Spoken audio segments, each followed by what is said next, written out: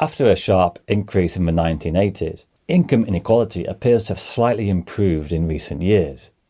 However, this general measure of inequality fails to capture many of the increasing divides across the country. We will look at how poverty is creating a vicious cycle of poor health outcomes and economic inactivity, and also why there's more to inequality than just income. How is it that the UK is increasingly divided by geography? If we take out London and the South East, the UK is one of the poorest countries in Europe. It's worse off than the poorest US state of Mississippi. What's going on with inequality, and what can be done about it? The biggest growth in inequality in recent years is between median incomes and those poorest 10% of the population. One factor has been the freezing of benefits and high inflation, which has affected low-income groups the most. This has caused around 5 million people to be living close to a negative budget. As a result, around 15% of households report food insecurity. In the past couple of years, there's been a near 26% increase in the cost of buying a healthy diet. And many households are failing to eat healthily as a result. And this can be seen with poor nutrition leading to a worrying rise in hospital admissions for nutrient deficiency. From this income inequality, we are experiencing inequality in health outcomes. Life expectancy at birth for men living in the most deprived areas is 74 years, compared to 83.5 in the least deprived areas, a difference of 9.4 years. For women, the gap is slightly less at 7.7. An even bigger disparity occurs with healthy life expectancy, a key metric for quality of life. For example, every town in the northeast is below the national average. To give a big contrast, healthy life expectancy in Richmond upon Thames is 71, but in Blackpool, 51. Unsurprisingly, Blackpool has significantly lower income levels than in Richmond and Hounslow. The problem is we are seeing a negative cycle of poverty contribute to worse health outcomes, which in turn restricts opportunities to be economically active. Now, in the short term, benefit freezes are exacerbating inequality. But a long-term, more sustainable solution is to try and tackle the worrying decline in economic activity and the increased health disparities across the country. Unfortunately, the UK's continued low economic growth and strict benefit limits means that the poorest will be increasingly hit over the next few years by the difficult economic circumstances, and after years of improvement, child poverty rates are forecast to rise in the coming years. Now, whilst income inequality gains relatively little media attention, there has been much more focus on regional inequality, especially since the Brexit vote of 2016, which raised the prominence of left-behind regions and towns. Firstly, geographical inequality is quite striking. London GDP per capita is more than double the vast majority of other regions.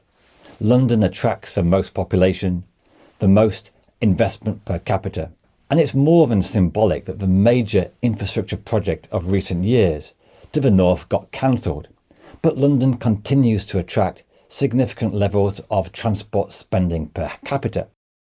And a major issue for cities and towns in the north is poor levels of transport communications.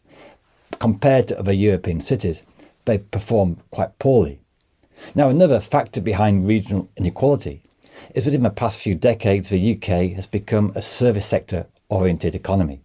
Manufacturing has declined. London has captured most of this growth in service sector exports. And the result is that the highest income growth has been in those regions which were rich to start with. Success has bred more success for London, but the left-behind regions are left increasingly to struggle. If we took out London, the UK would be significantly poorer, though it is worth noting that London is one of the few areas with a net positive fiscal balance. In other words, high incomes in London are subsidising poorer regions. But the dominance of London is much greater than comparable countries.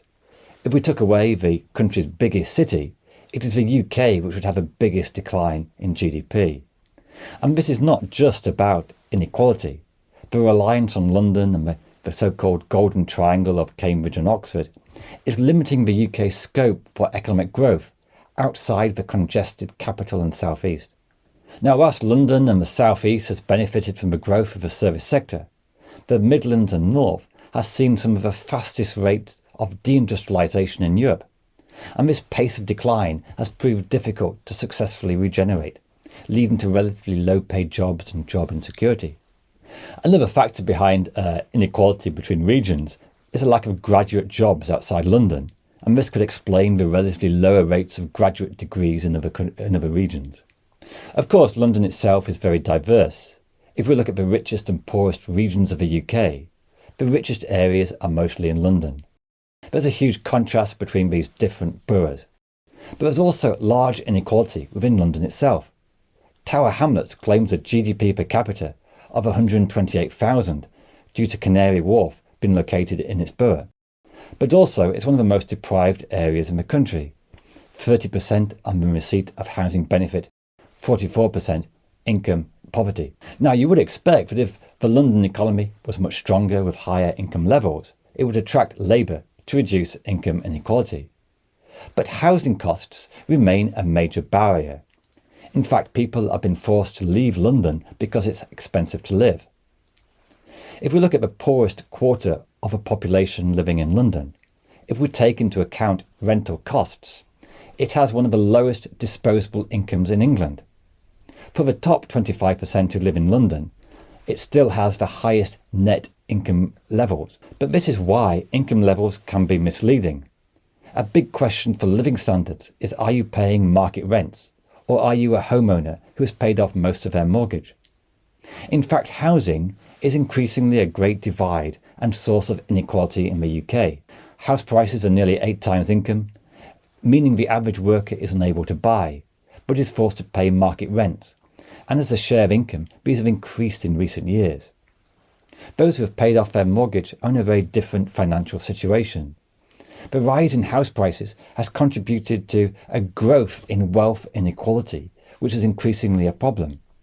This particularly matters for those who are unable to buy but soon to be reaching retirement age and having to pay market rents in their retirement. Now, the housing market used to be relatively meritocratic, but now it increasingly depends on either very high income levels or wealthy parents who can help you get a deposit. Measuring home ownership rates by populations means there's been a significant decline in home ownership rates. So the housing market explains why inequality of outcomes and opportunities is more acute than income might suggest. A key factor, of course, is the lack of building in houses precisely where it's needed, e.g. London and the South East. Now, what can be done about all this inequality? Lord Michael Heseltine, a supporter of regional devolution, told researchers that British economic policy has been run for the southeast of England. And the problem is that the service sector based nature of the economy has only reinforced this trend towards London and the southeast. The government's Levelling Up scheme is a policy designed to improve transport, investment and educational opportunities in the north. And the policy is fine in principle. It starts to tackle some of the major problems that poorer regions are facing. But it's been criticised for a lack of funding, especially the fact that Levelling Up funds are being dwarfed by the decline in council funding. One of the more successful policies of the UK in recent years has been the national living wage. The increase in minimum wages has improved the incomes of many low-paid workers, and this is especially important since the decline of trade unions. However, the minimum wage can only do so much. It can't create real job security and higher productivity, and there's only a limit to how much you can keep increasing it. More needs to be done than just relying on the minimum wage. Another relatively welcome development of recent years is the decline in unemployment rates. This has fallen and it's contributed to improved income equality. But there are two issues. Firstly, there's been a growth in part-time temporary contracts, exemplified by a growth in zero-hour contracts, which have increased job security.